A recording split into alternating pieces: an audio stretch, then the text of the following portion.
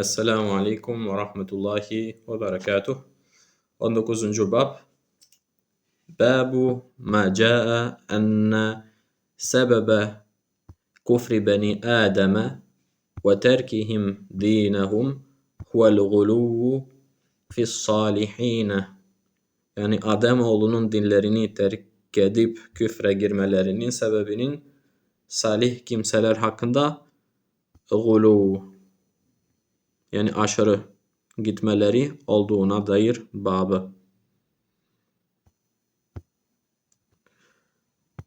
El-gulu yani aşırılığa gitmek. Ve kavlullahi Teala, ve Allah Teala'nın sözü: Ya ehlel kitabi, ey ehli kitab, la teğlu, aşırıya gitmeyin, aşırı gitmeyin, fi dinikum, dinlerinizde, dininizde.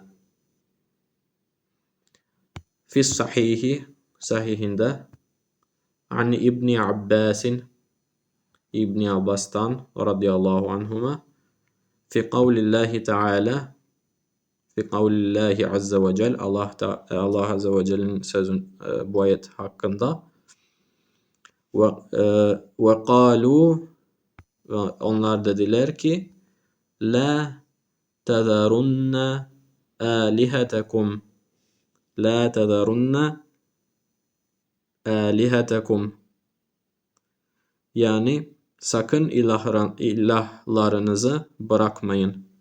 La tezarunna, yani sakın bırakmayın. Alihetekum, ilahlarınızı.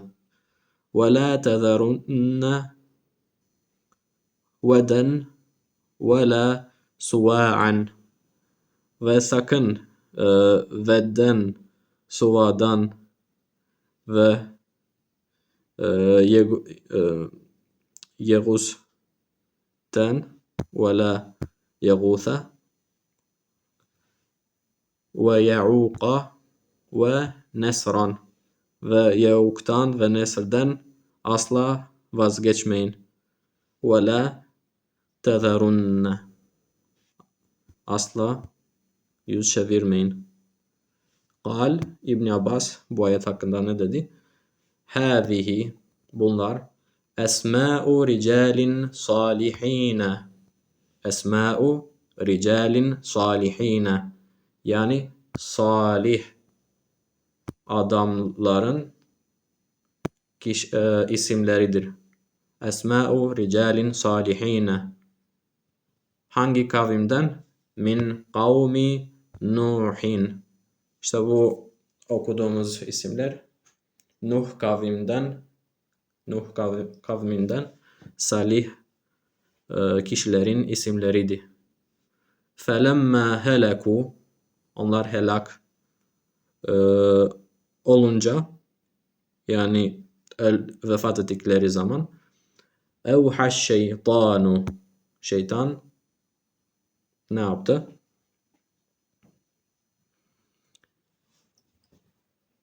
Yani fısıldadı. Evhaş şeytanu, fısıldadı. İlâ kavmihim, onların kavmine fısıldadı. Enin sibu ila mecalisihumulleti, onların oturdukları yerlerde ne yapması? Ensibu ensaben, yani anıt dikmeleri için fısıldadı. Ensibu ensaben, nerede? İlâ mecalisihimul kanu yeclisûne fîhâ, yani onların oturdukları yerlere birer anıt dikin. Böyle şeytan onlara fısıldadı.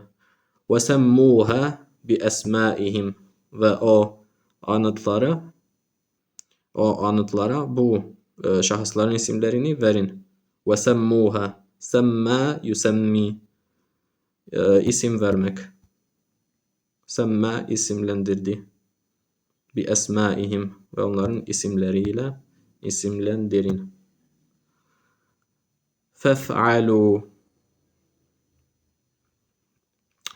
hayır fefa'alu ve onlar böylece yaptılar. Fe'ale yef'alu. Fe'ale yaptı. Fefa'alu ve yaptılar. Felem tu'bed. O anıtlar ibadet edilmedi. Felem tu'bed. Ubide yani ibadet edildi. Ubide ibadet edildi. Yu'bedu ibadet ediliyor. Felem tu'bed. Onlar ibadet edilmedi. Hatta iza heleke ulaike. İşte onlar helak yani vefat ettikten sonra ya kadar işte ibadet edilmedi. Ve nusiyel ilmu ve ilim unutuldu. Nusiye. Nesiye unuttu. Nusiye unutuldu. Nusiyel ilmu ilim unutuldu. İşte ilim de unutulunca ne oldu? Ubidet. Yani ibadet edildi. Yani ilim unutuldu ve bunlara ibadet olmaya başladı. Ve kâle İbnül Kayyim. İbnül Kayyim dedi. Kâle gayru vâhidin mines selef. Seleften bir kişiden fazla söylemiş. Yani birçok kişi demiş. Lemma mâtu. Onlar vefat ettikleri zaman akafu ala kuburihim. Akafu ala kuburihim.